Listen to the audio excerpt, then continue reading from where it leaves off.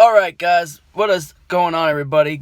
Good afternoon, this is Sam Dog, the infamous 253, coming at you guys with this quick video to talk about the recent quarterback injuries that happened yesterday in week 2. First, I want to start off by talking about, obviously, the injury to Ben Roethlisberger. Ben Roethlisberger is now out for the season, and he's going to have Tommy John surgery required on his arm. But we all kind of had the feeling with the way that Ben's been playing, and we kind of had a feeling the end was going to be getting near for Ben Roethlisberger, and this may be the end of his career as we know of today because of the way that he hurt his arm, the way he was grabbing it. It's unfortunate. I mean, the guy's been able to have a long 15-year career. Sorry, I gotta turn the cold air on.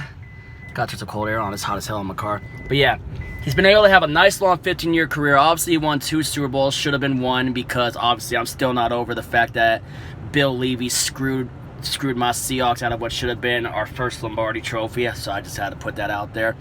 And now, basically, I mean, his body is starting to give up on him, and I think he should have been listening to it a little while back. I mean, it's unfortunate what happened to his arm, and now it's most likely going to be time for the Mason Rudolph era. And I even said, while I was at that viewing party watching that game, with how close they were able to keep it due to the fact that we fumbled twice with the running game, with Chris Carson having the 2 fumbles.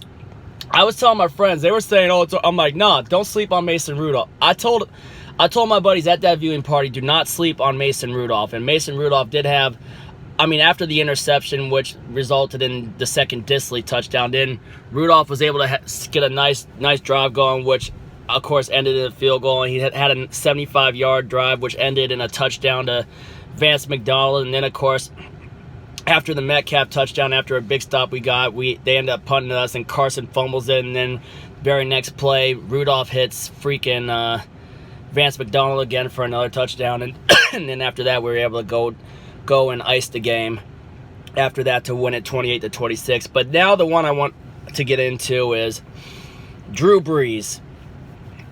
Did not see this one coming, did not think that this was going to happen.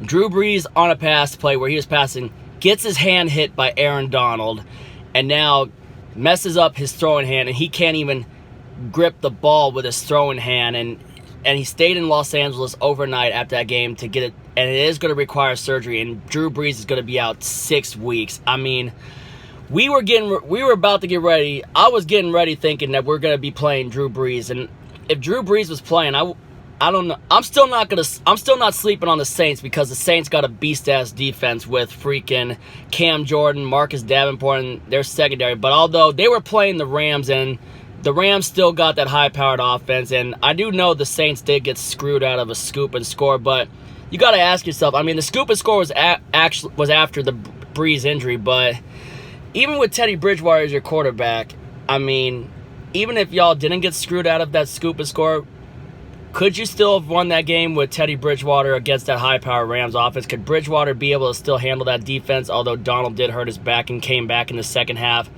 I don't think Bridgewater would not have been able to win that game still either way. I mean, they needed Drew Brees out there, and it showed. But I'm still not going to sleep on the Saints because, obviously, our Seahawks offensive line has been having its struggles, and we've given up 8 sacks already in 2 weeks. So there's that. But I feel for Drew Brees, you know. I like when we play against him. He gives us a good challenge. Brees is one of the best quarterbacks to ever play this game. The records he's set, he'll definitely be a first ballot Hall of Famer. And, you know, it's kind of sad to see him go down like that and not be able to play out, you know, I mean, 6 weeks. I mean, if the Saints are going to want to have any chance, they're going to have to at least win 3 out of the 6, you know, with Teddy Bridgewater, try to hold on until they get Brees back if they really want a legitimate chance to try to make the playoffs. But the NFC South is up for the Falcons to try to grab with that. But it's unfortunate. I mean, two quarterbacks getting hurt, one of them done possibly for his career, another one out 6 weeks, which could possibly cost them their division. So I just thought I'd come out here while I'm on my break, you know, to talk about this, and give me your thoughts in the comments. and hit that thumbs up button. If you're new to the channel, make sure to subscribe. We're trying to get up to 600 subs on here. I appreciate all you guys that came on here and who have been supporting this channel since day one. So thank you guys for all your support, and I love y'all, and can't wait to get to week 3. I will be doing my game picks. I will do my game picks tomorrow with Dallas, so stay tuned for that. And until the next one, Sam Dog the Infamous 253. If you ain't with it, you ain't infamous. And as always, go Seahawks.